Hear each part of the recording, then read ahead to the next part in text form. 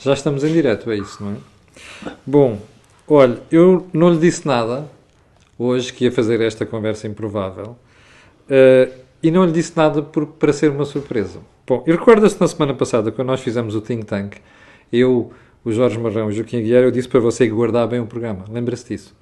Bom, então esta entrevista com este senhor que está aqui ao meu lado é outra coisa que eu lhe vou pedir para guardar religiosamente. Porque daqui a uns anos, quando olhar para ela, vai perceber a importância desta entrevista.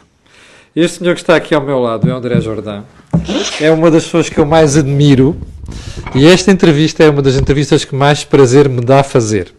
Eu já o entrevistei várias vezes, a última das quais por causa dos empreendimentos dele, mas esta é uma entrevista da vida do André Jordão. E eu vou-lhe dizer porque é que gosto muito do André. Porque eu nunca, de todas as vezes que falei com ele, e já o conheço para aí há praticamente 15 ou 20 anos, eu de cada vez que falo com o André, aprendo sempre qualquer coisa. Isto é a maior homenagem que eu posso fazer ao André Jordan. Mas antes de mais, que eu tenho aqui uma surpresa, o André escreveu este livro recentemente, que é uma autobiografia, se é que assim se pode dizer, está aqui espelhada a vida dele. Ele não me assinou isto, portanto vai assinar agora, vai autografar agora. Bom, André, olha, é um enorme prazer falar consigo, sobretudo isto, que é uma entrevista de vida. Olha, eu vou fazer um comentário imediato, que é o seguinte: você disse que aprende comigo, eu também aprendo com as perguntas. Sim, o André já foi jornalista, não é? Já fui jornalista. Muito bem. André, vamos começar pelo mais simples. Para já agradecer-lhe por estarmos aqui em sua casa. Eu não levo todas as pessoas à minha casa, portanto, quando alguém me leva à casa, para mim é sempre um privilégio. Eu tenho uma história muito boa do que você acaba de dizer com a minha mãe. A minha mãe era uma pessoa muito interessante, muito inteligente e um pouco mordaz, né? E ela tinha epigramas e tal. Então, detestava a televisão. Ela morava em Paris, morou primeiro no Rio, depois em Nova York, depois em Paris. E era grande fã do De Gaulle. E não tinha televisão, morava sozinha e tal. E eu procurava convencê-la de ter televisão. Eu digo, mãe, você, por exemplo, pode ver o De Gaulle, você gosta tanto do De Gaulle, né? Por que você não vê os discursos dele? Ele disse, olha, vou dizer uma coisa, ele não me convida na casa dele, eu não convido ele na minha. E essa coisa que eu ri, você riu e toda a gente ri, tem uma grande profundidade, porque veja a quantidade de líderes mundiais feitos pela televisão, porque entraram na casa das pessoas. É verdade, sim, senhor. O André nasceu na Polónia, em Lvov, não é? E é de uma família judaica. Sim. Bem, como é que uma pessoa que nasce na Polónia depois percorre meio mundo, passa por Portugal? Aliás, a sua família fugiu da Polónia. Só o nosso núcleo, porque os outros todos não quiseram sair. Tanto do lado do pai como da mãe. Da mãe. O seu pai chamava-se Henrik Spitzman Jordan. Bom, mas este nome Spitzman foi perdido. Porquê? Não, foi assim. É um misto, e o livro explica bastante isso. Por um lado, nós fomos para os Estados Unidos. Os meus pais eram um casal absolutamente extraordinário. E o meu pai depois casou com outra pessoa, divorciaram meus pais, e a segunda mulher dele também era uma pessoa extraordinária. Porque eu, quando vejo pessoas... A minha mãe era de Varsóvia, e universitária e tal, mas meu pai saiu de uma cidade que podia ser guardada as proporções do Texas daquela época, que foi onde houve o boom do petróleo. Era a planície Galícia, não é? Da Polónia. Onde houve o boom do petróleo, o primeiro boom mundial. O meu bisavô foi um dos pioneiros, mas meu pai era de uma sofisticação, sabia tudo, sabia protocolo, falava línguas que nunca aprendeu. Mas curiosamente não era organizado, como diz o André no seu livro. Não, ele era, porque ele era... Era instinto. Era instinto e era um aventureiro, no bom e mau sentido da palavra, porque a indústria do petróleo é assim, né? Aquele é um mundo em que eles às vezes jogavam cartas 48 horas, né? 48 horas ficava jogando A jogar. a jogar, num clube ou num café. Ele não gostava, não só era desorganizado, como não gostava de organização, ficava irritado. Isso assim não o incomodava quando mais tarde começou a trabalhar nos negócios com ele? Muito, muito, mas não adiantava. É que o André é exatamente o oposto. Não é? Ele não queria saber dessas coisas. E vivia, por isso, desnecessariamente, com muito mais problemas do que teria se fosse um bocadinho organizado. Porque era muito criativo e muito sedutor. Ele foi sócio Rockefeller, foi sócio Rothschild. E a minha mãe circulava nos meios mais cosmopolitas de Varsóvia. E requintados de intelectuais, de artistas, de pessoas da alta sociedade, mas não daquelas que vão às boates, né? Daquela gente mesmo sofisticada. Então, naquela altura, em Nova York, quando nós fomos para os Estados Unidos, ele já tinha adotado, o nome Jordan já estava na família indiretamente. Uhum. E ele já tinha adotado o nome Jordan no Brasil. O nome Jordan foi adotado. Mas porquê? Era o receio? Por ser um nome judeu? Por ser um nome judeu. Aliás, você tem, nos Estados Unidos, é muito comum, imensas famílias que mudaram os nomes. Né? Vou-lhe dar 2 exemplos. O pai de uma colega minha na faculdade nos Estados Unidos era de origem russa. Sim. Judeus russos. Ele chamava-se Robert Bolton, mas não era Bolton. O nome inicial era Bolitnikov. Que tinham perdido e mudado para Bolton quando vinha para os Estados Unidos. É muito comum isso. Outro professor que eu tive na Universidade de Colômbia chamava-se Steve Ross, mas da família não era Ross, era Rosenthal, também de origem russa. A mesma coisa. E mudaram o nome nos Estados Unidos. Mas porquê é que havia tanto vontade ou necessidade de mudar o nome?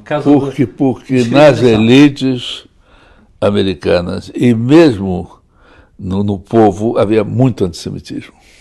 E ainda há. Não tanto quanto houve, porque... Mas é curioso, não é? Porque os judeus foram para os Estados Unidos para se libertarem daquilo que era o antissemitismo na Europa. Sim, mas os outros também foram para se libertar da pobreza e eram cristãos e continuaram inimigos dos judeus. Então, havia isso e havia um lado prático muito simples, que é assim, você dizia o seu nome no telefone para marcar uma coisa e tal, dizia, please spell it. S-P-I-T-Z. Não. É mais fácil dizer Jordan. Jordan. Foi daí que ficou o nome. Ficou Jordan. Em polaco, o André seria Andreus. Andrzej. Franciszek, é assim que se diz, não é? Franciszek. Jordan. André, o que é que leva a sua família... Mas esse é o meu nome ainda. Nos nome? Meus documentos, eu sou Andrzej Francisco Spitzman Jordan. Portanto, com o nome original polaco. Sim. Mas o André viveu muito pouco na Polónia, que os seus pais saíram da Polónia precisamente quando... no dia da invasão. 1º de setembro de 39. E porquê é que o seu pai teve a clarividência de abandonar a Polónia quando o resto da sua família Spitzman e o resto da família Sherman, acho que é assim que se diz, não é Sherman, que é da sua mãe, ficaram lá na Polónia? Bom, para já quem teve a clarividência não foi meu pai, foi minha mãe. O meu pai tinha 30 e poucos anos, era um fenômeno na indústria do petróleo, nos meios do petróleo, porque na Europa 30 e poucos anos não era criança, era muito difícil, mas ele já tinha a tradição da família e construiu rapidamente uma fortuna e um grande sucesso no setor, porque juntou uma série de produtores independentes num consórcio. E aí isso tem uma história muito engraçada, porque nas vésperas da guerra, esse consórcio comprou da Shell Oil as concessões deles na zona. Por que a Shell decidiu vender as Aí é que está. Eles sabiam. Já sabia que a Alemanha ia invadir a Polónia. Nós é que não sabíamos.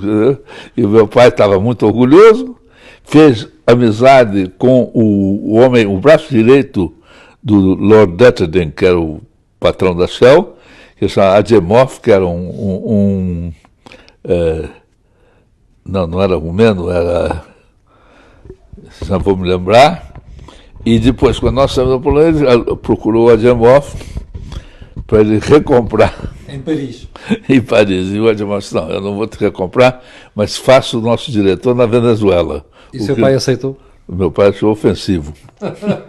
Ficou ofendido. Mas ficaram amigos. Ficaram amigos e depois da guerra ainda se encontravam em Nova York.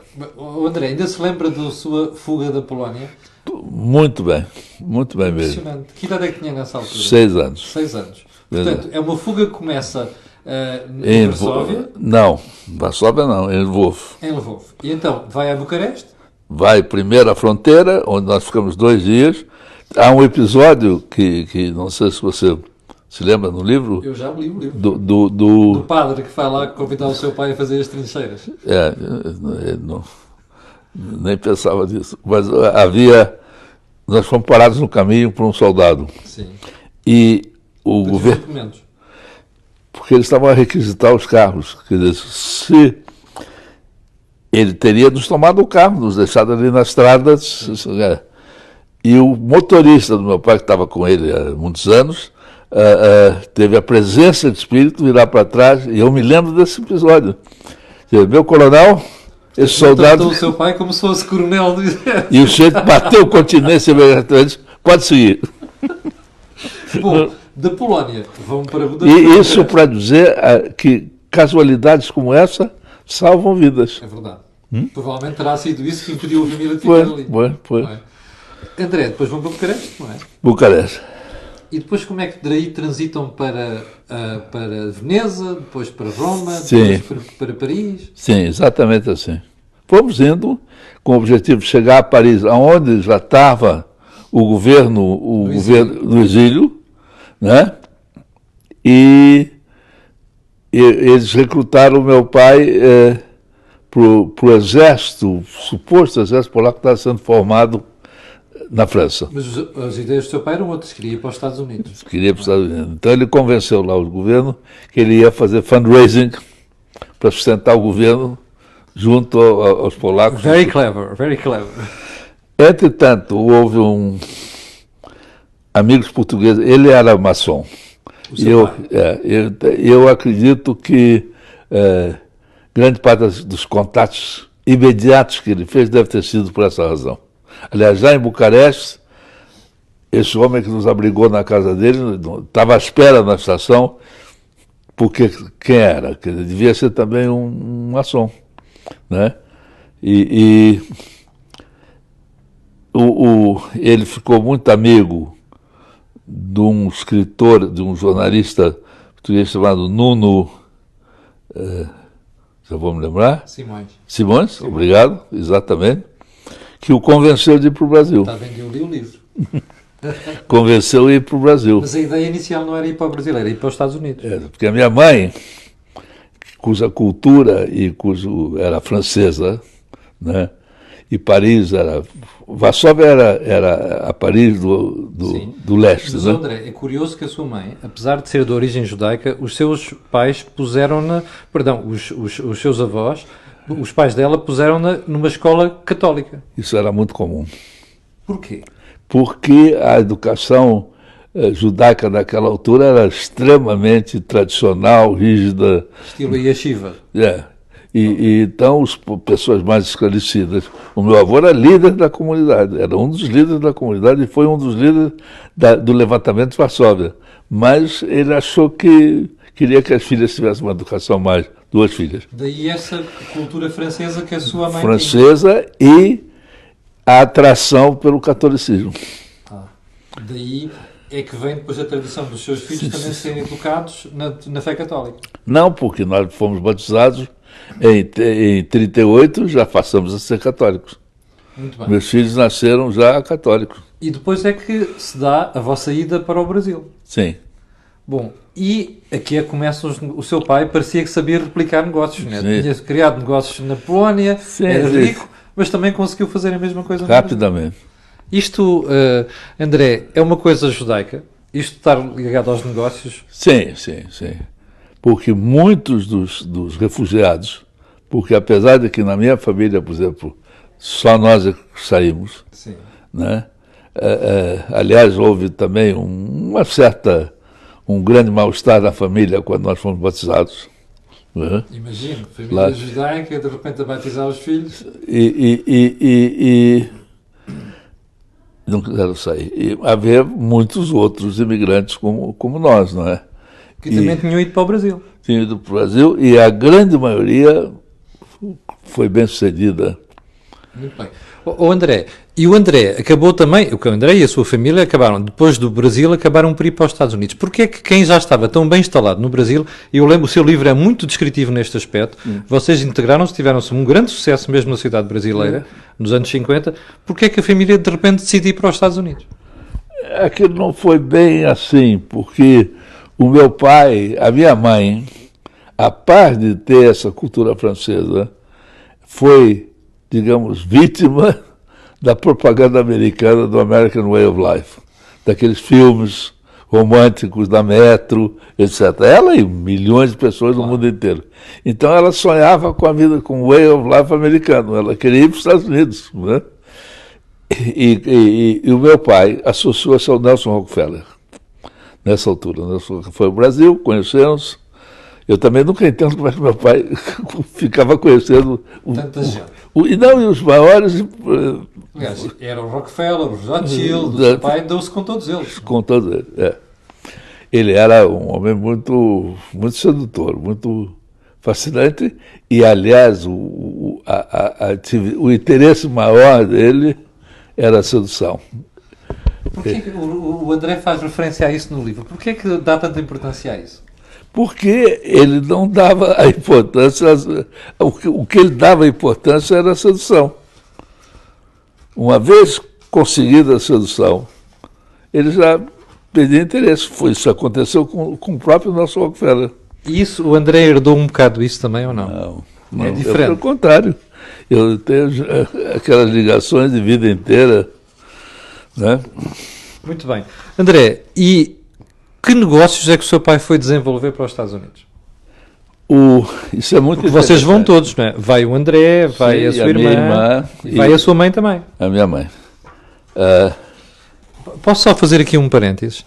Há aqui uma parte muito interessante do livro quando o André descreve o seu pai. Diz assim: polaco de nascimento, foi uma das partes mais interessantes do livro para mim, e descendente de judeus que aportaram as planícies da Galícia polaca, o meu pai era muito brasileiro, no Brasil. E depois diz assim: em Nova Iorque, com o seu amigo Nelson Rockefeller, ele era muito americano. E acredito que nos restaurantes de Lisboa, à mesa com os seus amigos Augusto Castro, que foi diretor do Diário Notícias, ou Artur Cupertino Miranda, devia sentir-se e ser tratado como um português de gema. Fantástico. E depois termina com uma afirmação interessante. Havia no meu pai um requinte de sofisticação que lhe permitia absorver o tom certo de sofisticação que lhe permitiria absorver, aliás, o tom certo de qualquer lugar onde se encontrasse. Eu vou contar uma coisa que não está no livro, mas que é muito interessante nesse sentido. Havia só 2 restaurantes importantes, 3, em Lisboa naquela altura. Que era o Aviso, o Tavares e o Gambrinos. E o meu pai andava neles 3. E era proibido, ele não bebia, mas gostava sempre de tomar um shot de vodka polaca, né, da Viborova. E era proibido em Portugal importar bebidas do leste. E ele trazia garrafas e deixava nos restaurantes que ele frequentava. Meu pai morre, eu venho a Lisboa um mês depois e vou almoçar ao Tavares com o Antônio Branco Cabral, que era o melhor amigo dele, português. Nessa altura, os outros também, o Nuno Simões já tinha morrido, o Cupertino Miranda, ele também tinha contato, mas o Antônio Branco Cabral era o grande amigo pessoal dele naquela altura, em Portugal. E nós fomos almoçar, eu fui almoçar com o Antônio, e o Fernando, que era o maître e, nessa altura, já dono do Tavares, chega na mesa e diz assim: sabe, eu tenho aqui uma garrafa de vodka que o seu pai deixou. E eu me emociono toda vez que eu conto essa história. Eu queria brindar o seu pai, foi buscar a garrafa, trouxe 3 copinhos e nós brindamos o meu pai. Como ele se integrava assim. É verdade. O André, O seu pai Mas acaba... eu vou contar por que nós fomos para os Estados Unidos. Nós fomos pioneiros, quer dizer, meu pai e os seus sócios foram pioneiros da indústria imobiliária no Rio de Janeiro. E foram, principalmente meu pai, autores da lei do condomínio. Não havia lei do condomínio. Lá no nosso escritório, o advogado do Bandeira de Melo, que eu falo aí, criaram e entregaram ao governo uma proposta de lei do condomínio que existe até hoje e que se espalhou no mundo inteiro. Em Curioso. Portugal, na França. E o Nelson Rockefeller entendeu que, como nos Estados Unidos não havia condomínio, havia só... cada prédio era uma sociedade e cada proprietário era acionista dessa sociedade. E tinha X avos da propriedade. E para entrar, ou vender, ou comprar, tinha que ser aprovado pelos outros. Enquanto que o condomínio dá independência a cada proprietário. E o Nelson Rockefeller levou meu pai aos Estados Unidos para introduzir isso. Foi por isso que nós fomos para os Estados Unidos. Mas, André, a mim o que me surpreende mais no seu pai é que acabou por ter negócios em Portugal, na Argentina, no Brasil, nos Estados Unidos e em França. Sim. Como é que naquela altura, de repente, parece que estamos perante uma multinacional que tinha muitos interesses, sobretudo na área imobiliária? Sim, mas não funcionou, porque ele não tinha estrutura, não tinha equipe. É tal problema da falta de organização. Falta de organização. Muito bem. E como é que o André... E na Venezuela também. Quando o André vem para Portugal, salvo erro em 68, em que conhece o Dr. Salazar, o seu pai já tinha tido conversas com o Dr. Salazar. Eu conheço o Dr. Salazar porque meu pai tinha tido encontros com ele e com o príncipe Gainesville, que era o cunhado do Kennedy, e era sócio do meu pai, vivia em Londres, casado com a irmã da Jackie Kennedy. E quando meu pai morre, o Salazar manda um bilhete para mim, um cartão assim, escrito dos dois lados. Conseguiu ler ou não? Não. É que toda a gente diz que o Salazar tinha um handwriting horrível. Não consegui ler. Peguei uma palavra aqui e ali, etc. Mas, quando vim a Portugal tratar das coisas, não é? Telefonei e agradeceu o cartão, né? Ao Dr. Salazar em pessoa. Em pessoa. E eu assinalo aí um detalhe muito engraçado, porque me deram um número, eu toquei, uma pessoa atendeu, eu disse assim, que fala, eu queria fazer uma visita ao Dr. Salazar com a minha mulher, que é a mãe do Gilberto e do Constantino, para agradecer a ele e tal. E eu disse, um momento, e voltou 1 minuto depois, vem a sábado da hora, quer dizer, o telefone era Estava lá mesmo. no gabinete dele. No gabinete dele. Fantástico. E qual é que foi a impressão que ficou com a conversa com o Dr. Salazar? A impressão mais importante, do ponto de vista, para quem não conheceu, é que ele tinha um enorme carisma. E eu entendi perfeitamente por que ele conseguia seduzir as pessoas para o seu lado, porque ele realmente tem uma força de sedução muito grande. Mas não achas estranho uma pessoa que não tinha mundo? Porque Salazar não viajava, por exemplo. Mas era nele natural, como era no meu pai natural, era nele natural. E por isso que ele chegou onde chegou. E por isso que ele dominou 40, 50 anos portugueses. O André conta um pormenor histórico que eu não conhecia, confesso. Isto foi um dos elementos mais interessantes do livro, quando relatou aquilo que o Dr. Salazar lhe disse sobre porque é que a Espanha não tinha entrado na Segunda Guerra Mundial. Sim, eu quando ouvi aquilo... Eu gostava de que o repetisse aqui perante as câmaras. Ele começou, porque como eu senti nele a vontade de conversar, isso era um sábado à tarde e tal, eu pus o chapéu de jornalista. E comecei a fazer perguntas, mas com uma simplicidade enorme. E não sei como é que chegamos à guerra, mas ele disse assim, olhe, a Espanha deve a mim não ter entrado na guerra, porque eu disse ao general Franco, se a Espanha entra do lado do eixo, Portugal entra dos aliados. O eixo Roma-Berlim. Sim. Entra lá dos aliados. Eu disse que eu adorava publicar isso. E o André guardou isto religiosamente. Sim. E acredita nisto? Ou acha que foi um convencimento do Dr. Salazar? Não, acredito. Não vejo razão para não acreditar, porque foi o que aconteceu. E havia muitas suspeitas digamos, das ligações também Salazar com os ingleses. Exatamente. E os ingleses tinham uma grande presença aqui, não é? Aliás, estavam todos, isto parecia um ninho de espiões, não é? Sim, Em Lisboa, sim, nessa sim, altura. sim.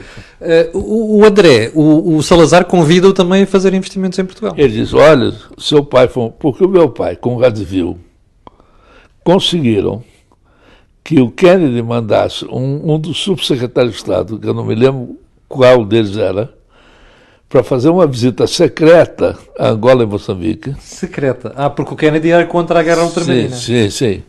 Para se certificar que, afinal, Portugal tratava muito bem os nativos, as colônias, não sei o quê. Isso aconteceu e realmente houve, não oficialmente, um certo afrouxamento da pressão americana. E o Salazar ficou profundamente reconhecido a isso. E disso, seu pai ajudou muito a Portugal. E ele tinha uma curiosidade enorme em relação ao meu pai, fez muitas perguntas, porque era uma atração de opostos. Ele achava graça ao meu pai. Então, seu pai, não sei o quê. Portugal tem uma dívida com seu pai, e o senhor André João, se quiser, vamos apoiá-lo aqui, venha quando quiser. Mas o André não foi na história. Não. Por quê? Por razões, não direi ideológicas, porque eu sempre fugi um bocado das ideologias, mas por razões lógicas de que era um regime que tinha que cair. Ou seja, o André percebeu nessa altura que era mais ano, menos ano, o Salazar caía. O regime caía. Não era possível. Depois, quando eu já estava aqui, e já era o Marcelo Caetano, né? Sim. E eu vim também um pouco no engano, porque os meus amigos, o meu advogado Joaquim Luiz Gomes, que era casado com a neta do Antônio Branco Cabral e era amigo do João Caetano e do Leonardo Matias, um grupo que almoçava, Pedro Vasconcelos almoçava no Belcanto, e muitas vezes eu almoçava com eles, né? E eles diziam, não, o João dizia, meu pai vai abrir, isso vai. Não, e eu acreditei nessa conversa, né? O que não aconteceu. Marcelo Caetano acabou condicionado pelos duros do regime. Sim. Bom, e depois quando é que finalmente o André decide investir em Portugal? Já depois da Revolução. Depois de Salazar ter caído. Eu estava em Lisboa no dia que ele caiu, que ele morreu. No dia que ele morreu. Não, eu tinha decidido vir por causa do Marcelo, porque havia o Marcelo e abriu o regime, eu queria estar logo na primeira fila do novo Portugal. Né? Portanto, veio um engano. E um engano, mas, enfim, e como Deus escreve certo por linhas tortas. E como é que, há uma das coisas que nos fascina no meio disto tudo, é que o André acaba por perceber que o sul de Portugal ia ser o futuro do turismo em Portugal. Aliás, curiosamente, não foi só o André, foi o Cupertino Miranda no Porto e foi o banqueiro Afonso Pinto Magalhães. Exato. O André nunca achou estranho que fosse duas pessoas do Porto a perceberem que o Algarve ia ter o futuro que teve? Havia em Portugal, em Lisboa, uma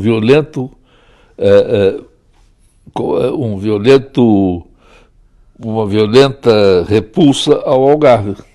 Mas por quê? Por snobismo. Eles gostavam do sul de França, do sul de Espanha, e eu ia às coisas sociais e falava que estava começando, e a frase é assim, não conheço o Algarve. Eles diziam isso com, sabe, dizendo, não, tá. E nunca fui, né? Eu vou, para onde é que vai? Vou para Marbella, vou para aqui, vou para ali, né? E o Porto não tinha esse preconceito, né? E o Cupertino, eu acredito que o Afonso Pinto Magalhães, que era uma pessoa adorável, realmente um homem encantador, presidente do Futebol Clube do Porto, criador da Sonai, como sabe, e um homem de bom coração. Imagine, ele como presidente do Porto, me convidava para ir lá ver jogos. Eu ia muitas vezes ver o Porto jogar. E um dia ele me telefona e disse, senhor André, eu preciso de um treinador duro, um cara realmente que discipline os jogadores e tal.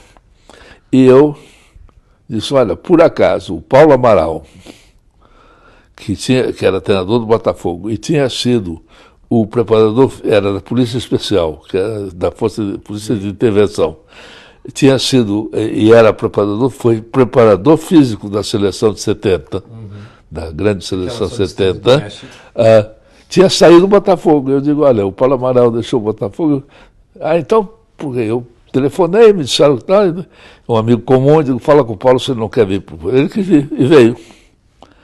E passados, sei lá, 2 ou 3 meses, ele liga para mim e diz assim, André, eu não posso ficar, porque quando eu passo uma desconfiança do jogador, o Afonso Pinto Magalhães convida ele para jantar em casa. Ou seja, era uma pessoa simpática, boa, é isso que queria dizer. Ele não queria que o jogador ficasse triste. André, como é que percebeu que a Quinta do Lago e aquela zona dali onde depois se tornou a Luz ao Tour podia ser o futuro do turismo, não só português, mas também europeu? Olha, as coisas realmente extraordinárias que nós fazemos na vida não sabemos porquê. É uma espécie de inspiração, é uma espécie de... E algumas não são transe, planeadas. Hein? E algumas não são planeadas de todo. Todo. Eu não podia planear fazer um empreendimento quando eu não tinha dinheiro nenhum. E já disse muitas vezes, quando me perguntaram, André, como é que você fez um empreendimento tão grande sem dinheiro? Não, se fosse pequeno, eu não conseguia.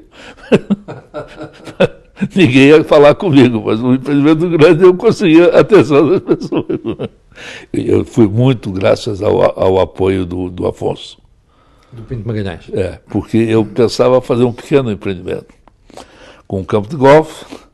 Só havia um nessa altura, que era o da Penina? Não havia já o do Vale Lobo e havia exatamente. o da própria Luz do Tour, do próprio Vila Moura. Era Penina, o Vale do Lobo e Luz. Não tinha jogadores, não tinha, nunca apareciam assim no outubro, novembro, meia dúzia de jogadores e tal, não tinha movimento nenhum. E quando eu fui propor ao Cupertino que eles me cedessem uma área para eu fazer esse pequeno projeto, um campo e umas centenas de apartamentos e tal, fazer um clube. Sim.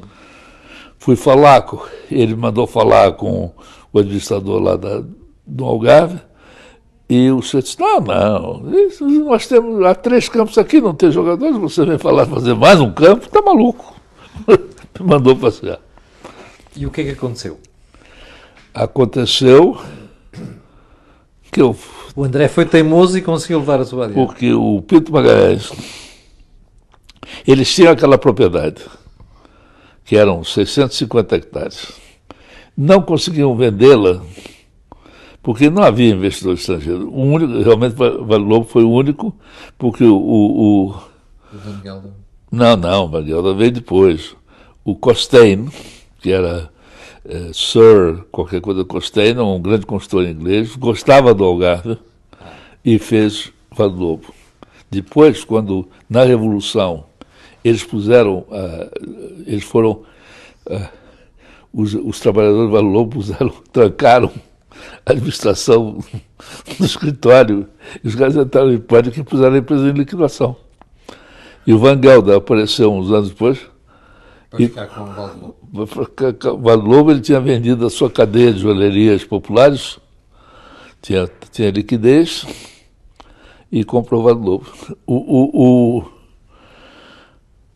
Onde é que nós estamos? Sim. E o Pinto Magalhães tinha tido o Agostinho Silva da Torralta, mais tarde da Torralta, como parceiro nessa coisa do Algarve. Como eu tinha várias propriedades. Mas a gente, quando olha para trás, percebe que o estilo, o modelo de negócio do Agostinho Silva é completamente diferente do seu. Não é? Ele inventa o direito de habitação periódica no Algarve. Fui eu que inventei. Foi o André que inventou. Vou lhe contar por quê. Eles fizeram aquelas 4 torres. É verdade. Com o Pinto Magalhães, meu pai, e os belgas da Petrofina. E os belgas da Petrofina, agora eu posso contar, nem no livro está, entraram no negócio porque meu pai conseguiu, junto com Salazar, umas coisas que eles precisavam em África, em Angola. Como é que chama? Onde era o petróleo? Cabinda. Em Cabinda. Exploração de petróleo. E como meu pai não quis receber uma comissão, um honorário, e disse, olha, não, quero que invistam aqui nesse projeto. Então era o Pinto Magalhães, meu pai, eles, e o Radziwiłł. E eles fizeram aquelas 4 torres, mas não tinham nenhuma ideia o que fazer com elas. E o meu pai me telefona, eu estava em Buenos Aires, né? Disse, vem cá falar sobre, enfim, queremos... Tinha sido lançado um projeto de habitação periódica no Brasil, com sucesso. Eu vim para cá e sugeri essa ideia. Só que os belgas, que eram conservadores, não quiseram. Mas depois, meu pai vendeu para os belgas venderam o Pinto Magalhães.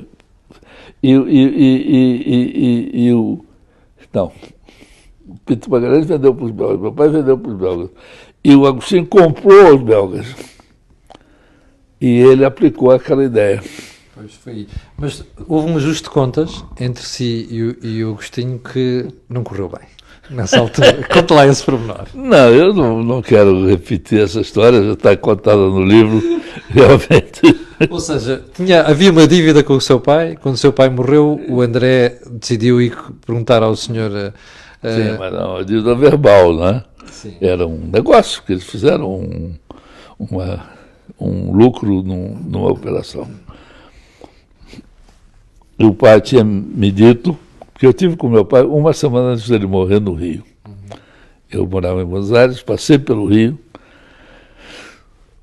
e ele me disse, olha, sabe, o Agostinho me deve X. E quando eu cheguei aqui, liguei para ele, a situação financeira era caótica.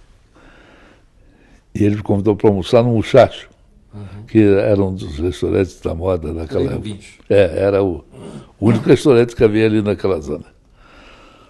Eu ainda encontro o Muchacho, tem uma fotografia do meu pai do Radziwiłł, numa moldura, ele próprio. Inicialmente houve um problema porque eu percebi. Eu encontrava eles nos eventos turísticos e ele achava que eu era o meu pai. Eu digo, olha, meu pai agora já teria mais de 100 anos. Bom, então o Agostinho me convidou para almoçar e me ofereceu 30% da empresa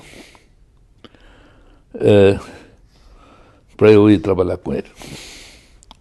E eu digo, olha, Agostinho, antes de fazermos isso, há um acerto de contas, eu tenho bastante problemas.